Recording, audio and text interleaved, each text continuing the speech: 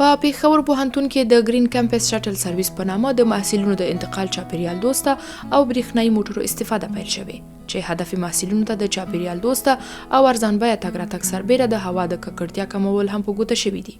د روغتیا د نړیوال سازمان په حواله د ډیزلو او پټرولو په واسطه چلیدونکي موټر د کاربن مونوکساید، نایتروجن ډای اکساید په څیر مضر غازات افرازوي چې د روغتیا لپاره ډیر زیانمن دي. इसका कॉन्सेप्ट हमारा ये था कि जो इसमें د دې نظریه د کاربن د ککړتیا د کمولو په پام کې نیولو سره ترتیب او طرحه شوې ده، داسې چې پکې چاپیریالي زیربناوي او نور مسایل رانغښتي دي. हमने इसको डिजाइन किया है जो कि एनवायरमेंटल इंफ्रास्ट्रक्चर और एटिट्यूडनल बैरियर्स को कवर कर रही है.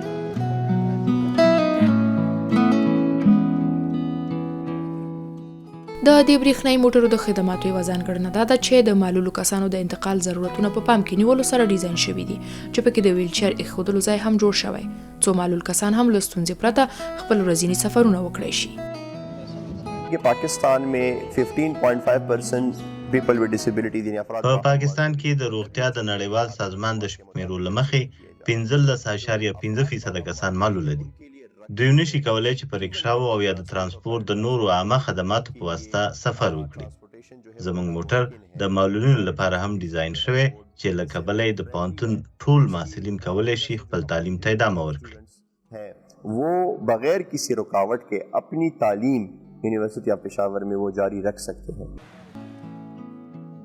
د پېښور پوهنتون برېښنایي موټر د شخصي ترانسپورتي خدماتو په پرتله نه یوازې دا چې ارزانه دي بلکې د ډېر عمر کسانو او همدارز له معلولینو کرایه هم نه اخیستل کیږي او دغه خدمات په وړیا ډول ترلاسه کوي. अच्छा ट्रांसपोर्ट सिस्टम सर्विस शुरू किया, ये हमारे लिए भी फ्रेंडली भी है और زه په پوهنتون کې د سیمې د مطالعاتو د دکتورا محصل یم. دا ډېر ښه خدمات چې پکې له معلولو محصلینو کرایه هم نه اخیستل کیږي. دا موټر د چاپیریال لپاره هم ګټور دی. और मेरा ख्याल में इसकी जो फर्स्ट स्टेप्स है इसके बाद भी और गाड़ी आएंगे. پېښور پوهنتون په دغو تازه ترانسپورتي خدماتو کې ښځینه محصلین هم د خوندیتوب احساس کوي او زیاتوي چې په دغو موټرو کې د سفر پر مهال د خلکو له خبرو هم په امن وي او هم امکانات کم وي. जी बिल्कुल महफूज है क्योंकि हम देखते हैं कि अक्सर जब एक बंदा रिक्शे में जाता है तो रिक्शे में अक्सर په دې موټرو کې تګ راتګ ډیر خوندي دی ځکه چې په رکشاو کې د تګ راتګ پر مهال له ګڼو مشکلاتو سره مخامخ کیږو. زما نظر دا دی چې دا خدمات ډیر خوندي دي او زه د خوندیتوب احساس کوم. مطابق ये बहुत ही ज़्यादा महफूज है.